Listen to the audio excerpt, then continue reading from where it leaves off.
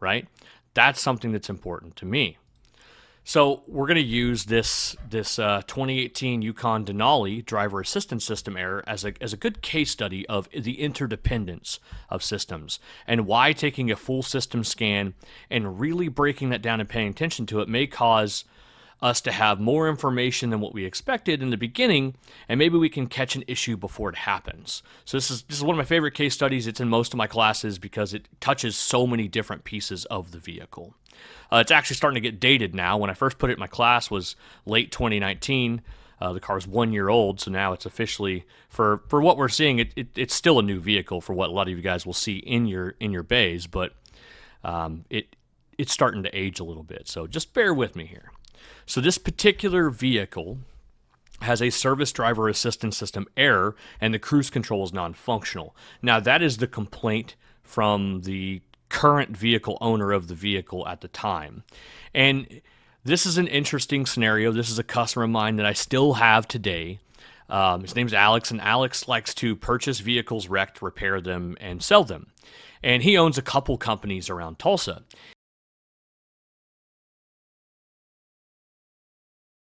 And Alex called me and said, hey, Keith, my name's Alex. I got your number from, and I don't remember who we got it from, but my normal guy can't scan or clear codes on anything newer than 2016. I remember this is in 2019, so the guy couldn't do anything newer than 2016 with his Snap-on or whatever he was using, right? And he said, I got your number for so-and-so. They said you could do brand new vehicles. I said, yep, absolutely. I've got OEM tooling for most stuff. What do you got? I got this 2018 GMC Yukon Denali. I bought it wrecked. I just got it all fixed. I just need to clear the codes and see if there's anything else we need to do. I'm like, sure, no problem. Where are you at? And he tells me he doesn't really have a shop. And he just left a collision center. I was like, well, I'm at a used car lot right now that I deal with a lot. Why don't you come over and meet me over here? The guy who owned the used car lot was really cool about that stuff. I said, I got like 6 cars over here I'm working on. Meet me over here. I'll clear the codes. It's X dollars. Just be aware, whatever's left over, we'll have to discuss analysis and testing time if you want to figure it out. So he brings the car over to me. I pull a pre-scan of the vehicle, and we got there's a bunch of information leading up kind of to this, but for the most part, I scan the car and it's got a plethora of DTCs. There's a lot of issues.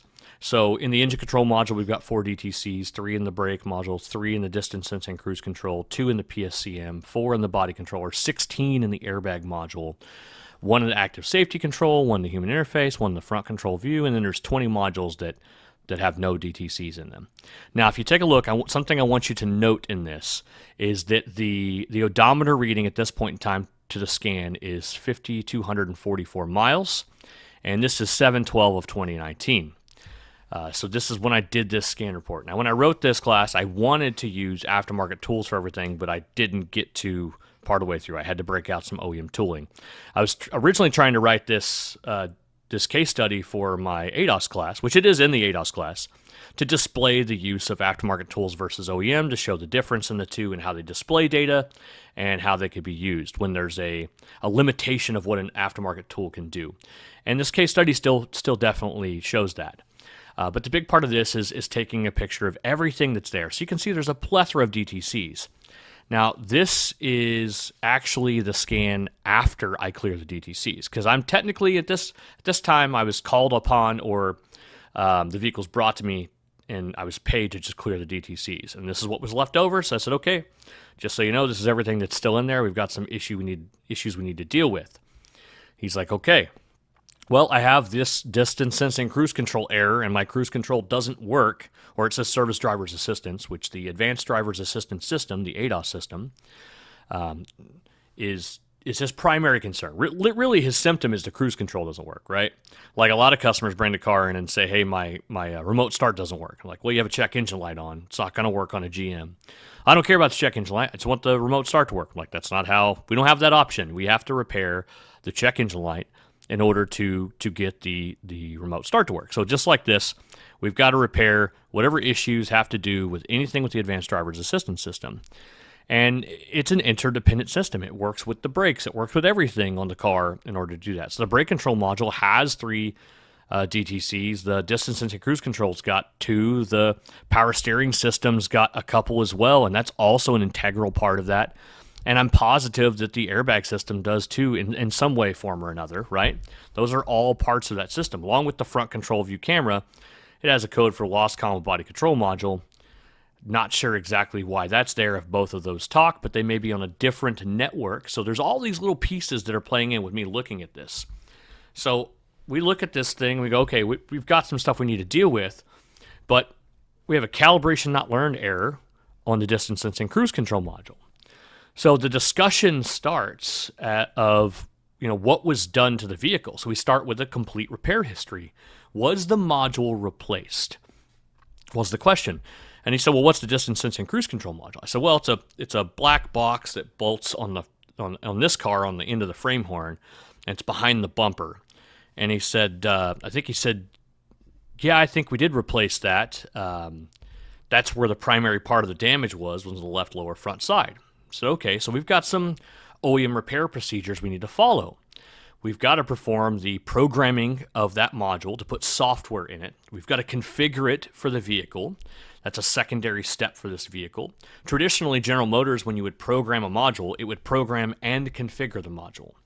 So programming is typically the software. And in this instance, on a distance sensing cruise control module, it would be to send out radio waves to see objects in front of, near, around the front of the vehicle, report that data back to other modules to transmit data. It would do a lot of data aggregation internally. Well, in this instance, that would be the programming. The configuration would be to... Hold up, is this getting kind of confusing? Well, if it is, you guys can head over to L1training.com, and I have hundreds of hours of advanced level training. We cover diagnosis, module programming, EEPROM, immobilizer, keys, board repairs, all of the great stuff you guys have questions about at L1training.com. Most of these classes are done live, so we have these Q&As where you guys can ask questions, and I answer them right there. Head on over to L1training.com and sign up, and we'll see you guys there. Right, the VIN of the vehicle and any other conditional configurations that need to be done. Maybe that same radar is used on a Camaro where it's mounted much lower, so its angle of radar wave sending out is different than it would be on a different car. Maybe the amount of time that it's used on, if it's instead of a distance sensing cruise control, maybe it's used only in automatic emergency braking in another vehicle for the same part number, so it has a different amount of time that it does that test. We don't know. There's all kinds of parts. But on this particular GM, there are two functions to do the module programming, which is a programming and then a configuration. And then it says the DTC C056 Echo with a failure byte of type 4B will be set as a result of the programming event. And now we have that to some degree if we go back C056E with a failure type 4B, but we didn't grab the failure type on that particular picture. But we can confirm that it was replaced, so we're going to do the programming event, and then we've got to perform the distance sensing cruise control module learn procedure, which is an advanced driver assistance system calibration. We got the vehicle prepared. We got our scan tool in place. It says, test is in progress when you start this. Press OK when the green vehicle icon indicator stops flashing. So you drive this vehicle around until the green indicator on the dash stops flashing. Sorry about that. But if you want to see the other 40 minutes of the video, head on over to L1training.com. We've got this whole video and all of the other classes recorded. We do class live every single Monday in the virtual classroom, and we'll see you there. Don't forget, like, subscribe, comment, all that stuff down there, and let me know how you like this case study. We'll see you next time.